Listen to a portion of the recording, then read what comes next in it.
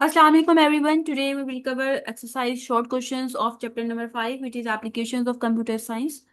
Okay, the first question is describe how IoT can help traffic monitoring. किस तरह से IoT help करता है traffic monitoring में? IoT Internet of Things helps in traffic monitoring by collecting real-time data through cameras and sensors placed on roads. Road के ऊपर sensors और cameras लगे होते हैं जिनके थ्रू जो IoT है वो रियल टाइम डाटा जो उसी टाइम जो करंट डाटा जनरेट हो रहा है उसको कलेक्ट करता है।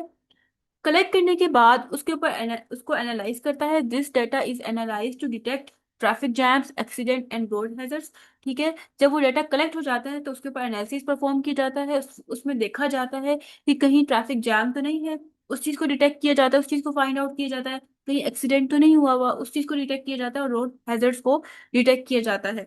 Authorities use this information to control signals and improve road safety efficiently. जो अथॉरिटीज होती हैं, ठीक है, जो कि रोड को मॉनिटर कर रही होती हैं, ठीक है, वो इस इंफॉर्मेशन को, इस डाटा को यूज करती हैं, ठीक है, और सिग्नल्स वगैरह को कंट्रोल कर रही होती हैं और रोड की सेफ्टी को इम्प्रूव करती हैं। Describe the benefits of using blockchain technology in maintaining a digital ledger database of transaction. Okay, benefits बताने हैं हम लोगों ने blockchain technology के। blockchain securely record every transaction in a digital ledger. digital ledger कहाँ पे क्या होता है? जहाँ पे transactions का रिकॉर्ड रखा जाता है। ठीक है, एक तरह से आप कह सकते हैं कि रिकॉर्ड बुक होती है जहाँ पे सारी transactions का रिकॉर्ड रखा जाता है। ट्रांजेक्शन का क्या मतलब होता है? फॉर एग्जाम्पल कि किसने किस वक्त कितने पैसे लिए हैं और कितने पैसे रिटर्न किए हैं, ये ट्रांजेक्शन होती है। इसका रिकॉर्ड डिजिटल लेजर में रखा जाता है, जिसको ना तो इजीली चेंज किया जा सकता है, ठीक है, ना ही उसको डिलीट किया जा सकता है।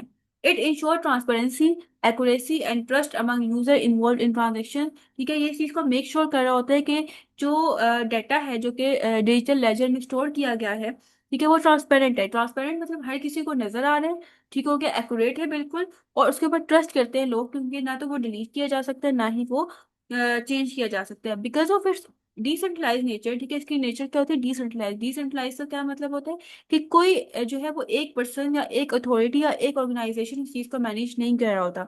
ठीक हो गया, इस वजह से ये डिसेंट्रलाइज है। Data remain safe from hacking और मैनिपुलेशन। डाटा जो है हमेशा सेफ रहता है, कोई उसको हैक नहीं कर सकता, कोई उसको चोरी नहीं कर सकता, कोई उसको मैनिपुलेट नहीं कर सकता, कोई उसमें चेंजेस नहीं कर सकता।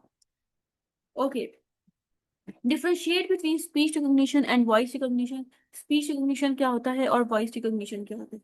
डेफिनेशन सबसे पहले हम देखते हैं। Convert spoken words into text और command data computer can understand. Speech recognition में क्या होता है कि जो बोले गए अल्फाज होते हैं उसको टेक्स्ट में कन्वर्ट किया गया होता है, ठीक है, ताकि ह्यूमन उसको, सॉरी, जो कंप्यूटर है वो उसको अंडरस्टैंड कर ले, ठीक है, और उसके ऊपर जो है वो फंक्शन परफॉर्म करे।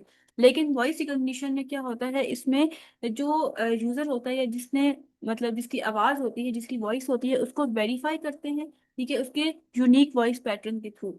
ठीक है, जो हर किसी की आवाज होती है वो यूनिक होती है, डिफरेंट होती है हर किसी की।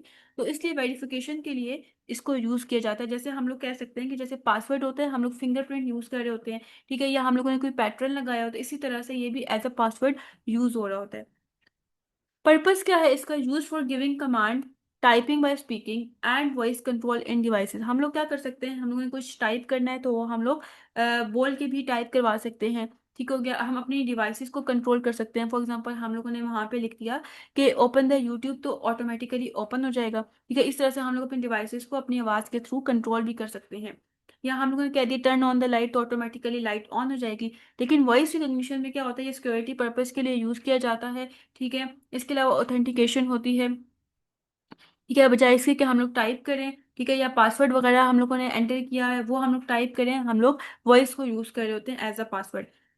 इसके एग्जांपल क्या है? गूगल वॉइस टाइपिंग, सिरी वॉइस कमांड। ठीक है, इसमें जिस तरह से गूगल वॉइस टाइपिंग है, हम वहाँ पे बोलते हैं, वहाँ पे गूगल के ऊपर लिखा हुआ आ जाता है। ठीक है, इस तरह सिरी वॉइस कमांड है, हम लोग बोलते हैं टर्न ऑन द लाइट। इस तरह से ये एआई असिस्टेंट है, ठीक है, हम लोग बोलते हैं टर्न ऑन द लाइट, तो ये ऑटोमेटिकली ऑन कर देता है लाइट।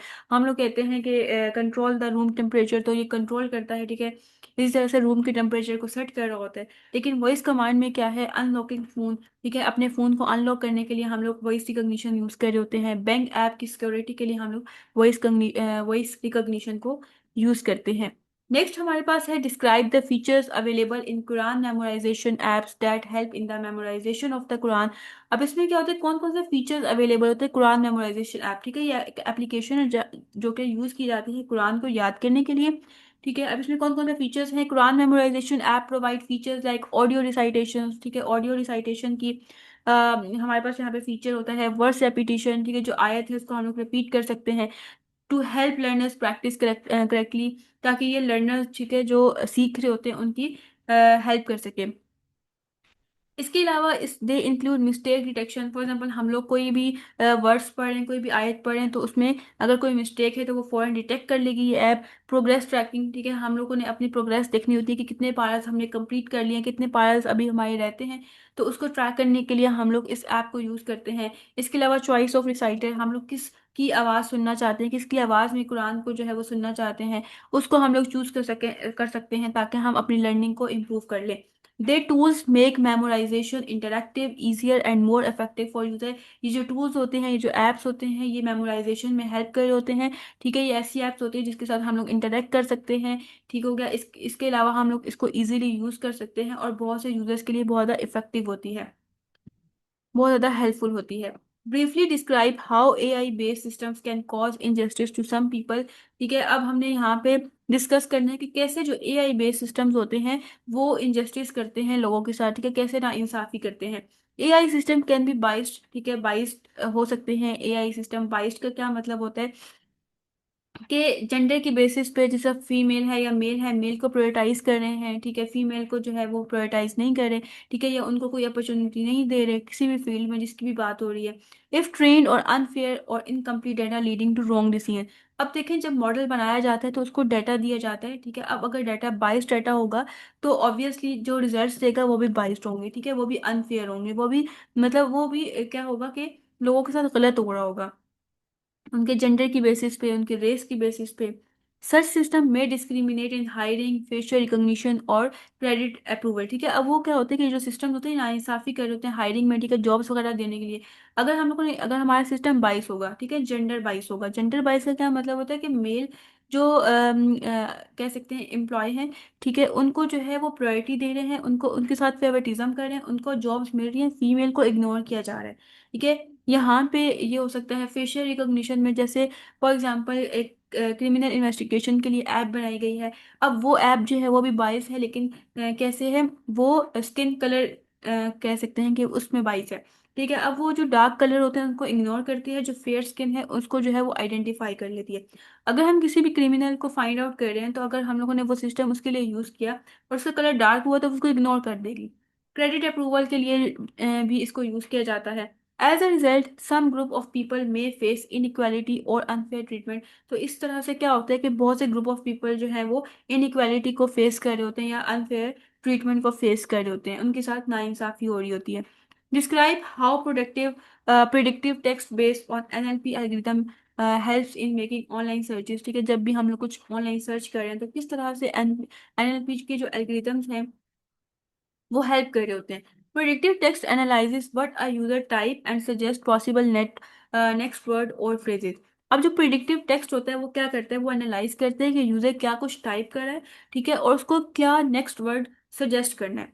ठीक हो गया, जब हम लोग टाइप कर रहे होते हैं, फॉर एग्जाम्पल व्हाट्सएप पे हम लोग मैसेज लिख रहे हैं, ठीक है, मैसेज टाइप कर रहे हैं तो ऊपर हमारे पास सजेशंस आ रही होती हैं। तो इन केस हमारी वो सजेशन जो हमने लिखना होता है उसके साथ मैच कर रहा है तो हम लोग वहां पे क्लिक करते हैं और ऑब्वियसली हमारे सर्च बार के ऊपर आ जाता है।